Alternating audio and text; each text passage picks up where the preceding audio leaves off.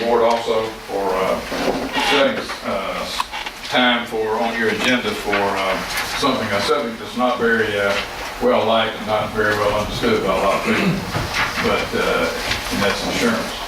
Insurance is a lot of that of what you've heard I've discussed with you before, but insurance, as you know, is the transfer of risk.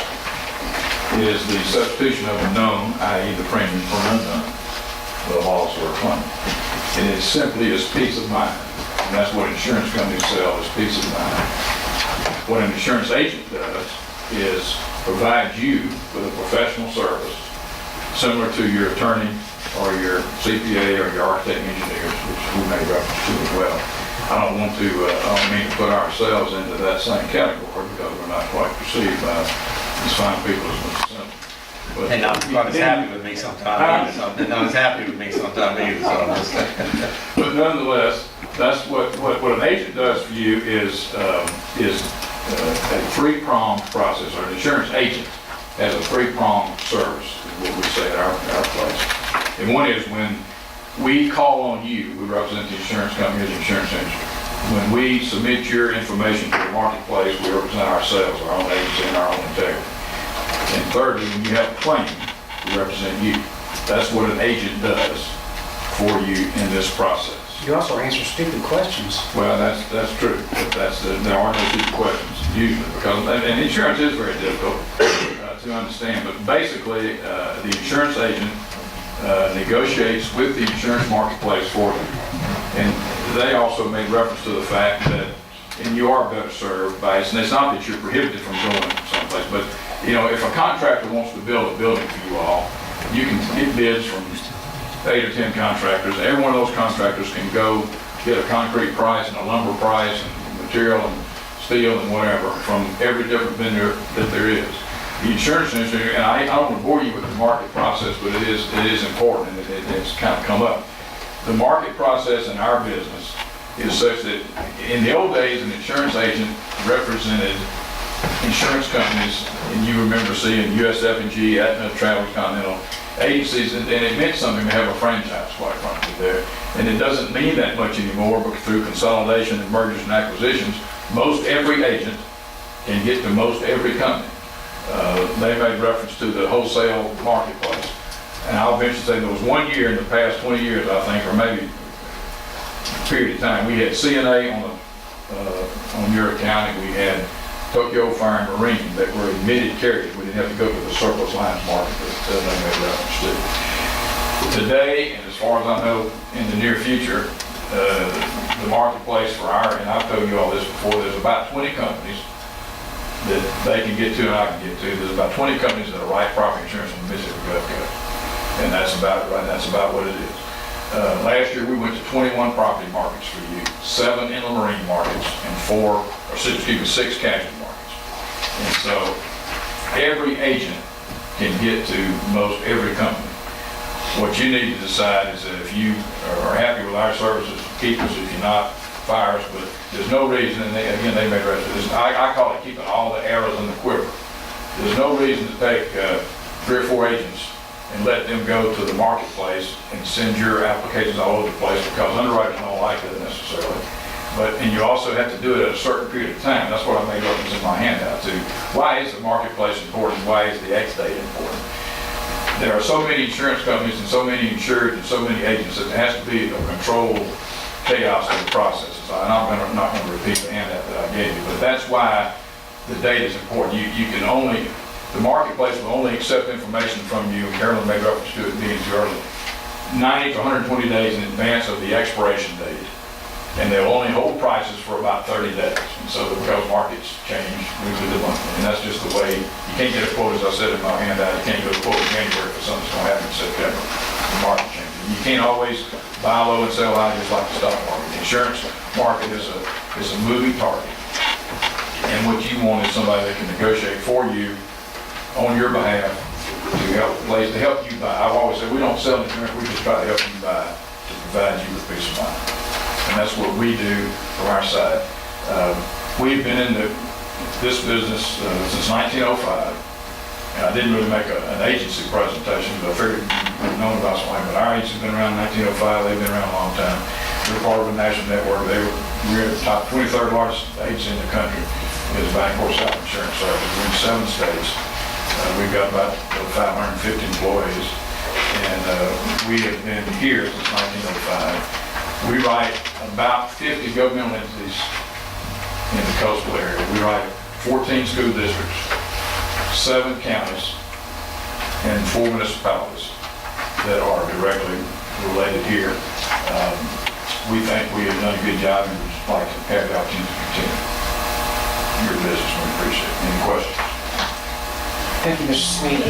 I've got a question. I mean, as far, we're used to looking at, we got to put a fence up. We get 3 quotes. Right. And so we take the lowest quote because we know that they're all going to be the same fence. And the insurance business has just changed so much. We can't go out and say, give us 3 different quotes from 3 different insurance companies. Well, you can do that, And I understand there's only so much. Right. There's only so much a piece of the pie that everybody can have for insurance. Right. It is frustrating that you can't do that, and you can do that more so. Insurance is a commodity on personal. When you go to buy house or car insurance, you can pretty much shop that around and try to buy it as a commodity. In an account your size and of this complexity, with a $100 million schedule, it just in a couple. Now, if we were in Nebraska, although it is changing because of the tornadoes, they start putting percentage deductibles in the Midwest. Now, we've here before, it's been a coastal, with something we've been dealing with since Hurricane Camille, actually. But they're now starting to put percentage deductibles in the Midwest and in probably central Mississippi soon because of tornadoes. Insurance, I always say the insurance industry is the only industry I know where you got to beg somebody to take your money. My job as an agent is to beg a company to take your money. That's what we do for a living. That's what they do for a living. We beg a company to take your money. You can't, with an account this complex and this size, it's hard to find if you go out and start just trying to commodity shop it. I'll give you a great example that Cal will remember. In the Hard Rock, after Katrina, Judge Gaines said in Bankruptcy Court and said that very same thing. He said, give me 8 quotes, and the bondholders in Chicago were trying to force them to move the insurance from their agency, which they provided, from the Hard Rock, to some agency in Chicago. And Gaines said, well, just give me 8 quotes and I'll pick it. Give me 8 agents, give me 8 quotes and I'll pick out the right one. And Bob Birdbein had a heart attack, returned to the Hard Rock. And I actually wrote a letter recommending them to Judge Gaines because I said, you don't need to have 8 agents go out and bother the insurance market. They've got good representation. Let them go to the marketplace and buy. So the best, what you can do is what we've done for you, is to go, we shop it for you as your agent to go, and I gave you a list last year of 20 some odd companies and showed what each one said, what they did and what they wanted to do about your account. And so we can all get to the same account or to the same marketplace for you. And it's a shame that you can't just say, well, give me 5 prices like you would a contractor. But the insurance market reserves a market. The insurance companies reserve their market for the first come, first serve guy that gets an application to them. This is the way it works. So that's why it's important that you pick out an agent you trust, you like, you think is competent, professional, that can serve you. Let us go to the marketplace for you, and we shop the account for you and give you all the different prices. I don't know if that answers your question. Yeah, you also talk about trying to beat the market. You might beat it 1 year. You might beat it 1 year if the market is, the market changes weekly to monthly. You might beat it 1 year and canceling, rewriting. But I've been frustrated. I've got an account that wants to have their budget begin January 1st, and they want to have their insurance all come due on January 1st. But when they completed their building, rebuilt after the storm, it's a July date. And the companies won't let us cancel and rewrite that policy because the companies don't want to have 2 hurricane seasons in July and August and only get 14 months worth of premium, only get 1 year's worth of premium. They're going to say they're very pedantic about it. I mean, your contracts that we have right now, and they used to be a 25 and 35% minimum earned premium in this wholesale marketplace that Sterling made reference to. Nowadays they have it's a scale thing. You have about it. If we canceled your coverage and moved it to April 1st, you would you'd have a $100,000 penalty because they would charge you, instead of giving you back 75% or 25% of the money from the 3 months to July, you'd only get it back 5%.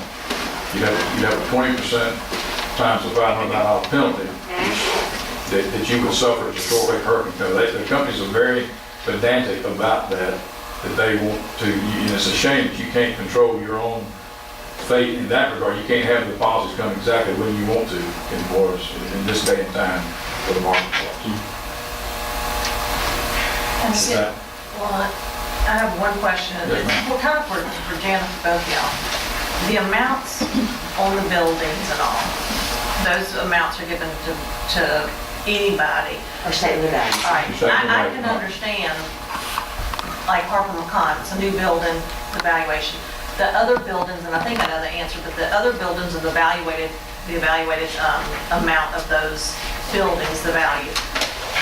Are those current, I mean, like, do they reassess those every year? Or is it just- We actually ask, you furnish those values to us. We have an appraisal service that's available that can do that for you. We also, what we've done specifically on your account is Taylor Gall, his firm, gives us because the insurance is based on replacement cost. Right. So we get Taylor's firm to tell us what the replacement value is for each one of the buildings on your schedule, and we insure it to that value so that you won't have any penalty or any depreciation. And I can tell you, after the storm, all of the districts, and probably municipalities, I don't know, I know about school districts because I sat in meetings with FEMA, all of us were basically underinsured for what it cost to replace. What they call the surge. Right. And for a while, FEMA required that we had to go back in there and get, have our property reevaluated to get a cost, and that's where this started, in case it was replaced, so that it's not on the federal government to do, we were expected to cover. Now, since then, I think they've eased up on that, I'm not sure. But I know at one point when we were in this, a year or two after the storm, FEMA told us that, we couldn't expect the federal government to keep doing this, we were expected to keep insurance on it to cover. That changes from time to time. Actually, the legislature passed a law that does allow the school district, used to, the school district had to insure their buildings for full replacement value. They've now passed a law in our state that allows you all to comply with federal guidelines. And they specifically reference in the law the fact that you have the capability to comply with whatever FEMA, and only does it say law when it says the regulation, which is scary, because the regulation is nothing more than some bureaucrat making a decision what he thinks is law. You do have that capability. Since agents work with basically the same companies out there and do the negotiation, then the difference could be in the profit margin for the agent, i.e. the commission. Could be. So what are we talking here in terms of commission? In most cases, agents in this size deal, you make about 10%, 10 points on the property. We'll fully disclose it and have them passed to you all. That's our gross profit. We pay all of our lights and salaries out of that. As far as that's what the commission. The commissions on insurance run from 3% to 15%, depending on the type of line of coverage. And property, generally speaking, commercial agency is about 10 points. Does the agent have any say-so as to whether that would be maxed at 10 or somewhere between the 10, the 3 and the 10? Not generally, so it's dictated by the companies in most cases. And then y'all's 10% as well? No, we are, Tim, we look at a fee basis. As Sterling said, and that nets commission out. But a fee basis doesn't work for everybody. And at the end of the day, when you look at the service model you have and everything, it may not be cost effective for you. So that's just something. We've discussed that before. Keep in mind, that's our gross profit. We pay salaries. That's not what I get. I understand. We pay rent, salaries, all that. Not many businesses operate on 10% gross profit. But that's a fair general deal throughout the industry. On large accounts, super large accounts, that are buying, national Fortune 500 accounts, those are most of the fee-based. The thing I have to watch about fee-based, so you have to be careful, is once the company and the markets get rid of the fee-based, a lot of times they'll drive that price back to where they think it ought to be for the commission. I'd rather have the companies pay us and let us serve you, because what will gradually happen in a fee-based account is you'll still be paying the agent a fee, and the company will bump that price back up to where you'll be paying both full price to the insurance company and the fee. How would we know whether a fee base would fit our need? But number one, you look at the service model and you look at the program in general, your premiums, the cost of placing that premiums, placing that program. Your driver is your complex property program. Short is right on the button at 10% on that. It's a lot of work. And it's not an easy placement like if you were in Jackson, Mississippi, walk down the street and said, insure my schools for $50 million. Our physical location on the coast drives a lot of this. That's just what we're in a